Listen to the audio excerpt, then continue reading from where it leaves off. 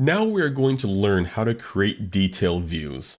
Detail views are used when you have a view that is overly busy or congested, and you are concerned that when you add dimensions and notes, the view will not be legible. That would justify the use of a detail view. It's important to note that in industry, we sometimes refer to the detail views as enlarged views. It's because the detail view is creating an enlarged view. So let's begin.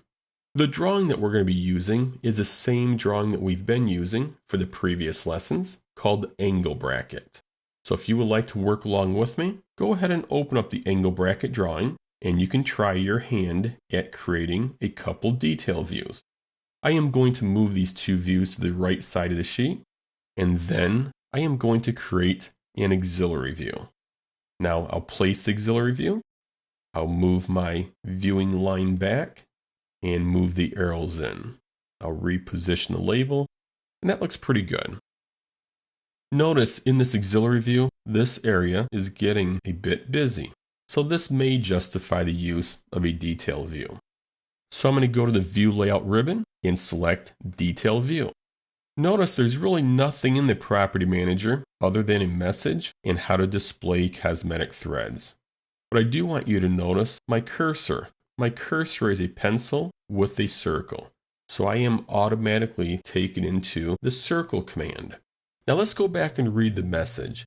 It says, please sketch a circle to continue. If you do not want a circular profile, please create the profile before starting this command. We are going to start by using the circle. I'm going to select a point and then a second point for the radius. As soon as I select that second point, you will see on the cursor, I have my detail view. I'm going to go ahead and place it. And notice it also labels a view as Detail B, Scale 1:1. Now let's zoom up on this auxiliary view. Notice the circle for the detail view is labeled B, and this is displaying per the standard. Now the B is on top of the view, so I'm going to hold down my left mouse button and relocate it to this side. Going back to the Property Manager, that circle is currently displayed at per standard. You can also display it as a broken circle with a leader, no leader, or connected. When I select connected, if I fit my drawing to the screen, notice it places a circle around the detail view and it connects the two views. As we move down the Property Manager, notice we can change the display style and the scale.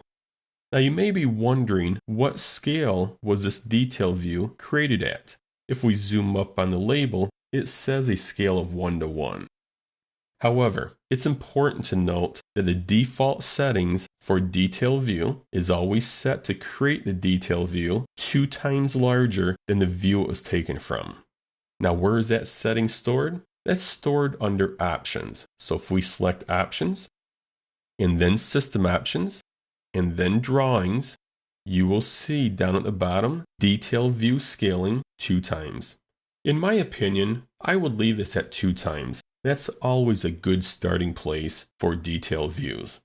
If you don't like 2 times, I would recommend that you change it in the Property Manager. But again, that's just my opinion. Now, as long as we're in the Property Manager, I do want to show you if I hold down the left mouse button on top of the circle, I can change the size of it. Or if I hold down the left mouse button on the center point, I can change the position of it. That's pretty fun. Now let's go ahead and close out of this detail view.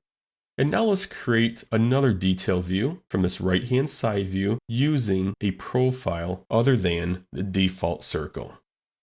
I am going to select the view and then go to the Sketch ribbon. And I am going to create my own profile. And then close out of the line command. Now, before I go into the detail view, I do want to select a line for that profile. Go to the View Layout ribbon, select Detail View, and notice it places a circle around it. However, my detail view, looks like I'm going to have to place this off to the side so we can see it, is based on that custom profile I created. So that gives you an idea of how to create detail views. It's fairly easy, and it's fun to use.